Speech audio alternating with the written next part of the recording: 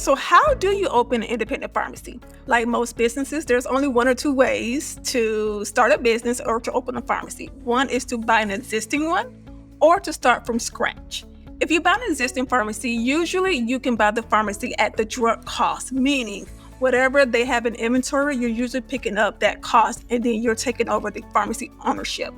If you start from scratch, it's a little more involved because there are certain things you have to do to be in compliance with your state, to get licensed, to get the permits needed to actually start the pharmacy. So some common startup mistakes. I just want to go briefly through some common startup mistakes. One is not having enough capital to actually start the pharmacy. Because again, you're usually paying all of the drug costs up front before you get any reimbursement from the insurance companies. So a lot of times pharmacies don't have enough money to actually operate for a prolonged period of time because the reimbursements for insurance companies can take up to 90 days. So again, you're floating 80% of your cost up front and you want to get reimbursed for almost 90 days. Another one is making sure that you research your market to determine what type of customer you're serving.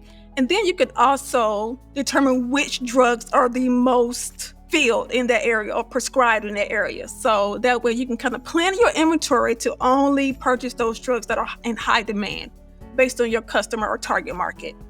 Then of course, you always want to make sure that you have a budget in place because again, that goes back to the capital you need and making sure that your expenses are streamlined or as lean as possible until your pharmacy can start generating revenue. A good rule of thumb when you're opening a pharmacy is to have at least 1x to 2x of the projected gross sales as capital so that you can pay for the drug cost up front that's required by a lot of the manufacturers or drug vendors. For example, if you're projecting to have at least $100,000 in sales the first year, you want to have at least $100,000 in capital because you'll need to pay for your drug cost up front, you'll need to pay for payroll, your rent expenses, and utilities. So those are usually the main costs associated with starting a pharmacy. So what are the benefits of choosing a niche for your pharmacy? Well, there are many benefits for niching in your pharmacy. One is that you want to stand out from the national chain. Usually they care more about volume versus customer service. So this is where you can stand out in that your clients will appreciate the personal touch, the customer service, the relationship that they're building with their community pharmacies. So another niche idea you can have for your pharmacy is compounding, because a lot of national chains are not doing any compounding prescriptions in their pharmacy. So that's another way to pick up clients, especially children, because a lot of times their medicine needs to be altered so that they can easily take it. Another great niche area for pharmacies is fertility medicines.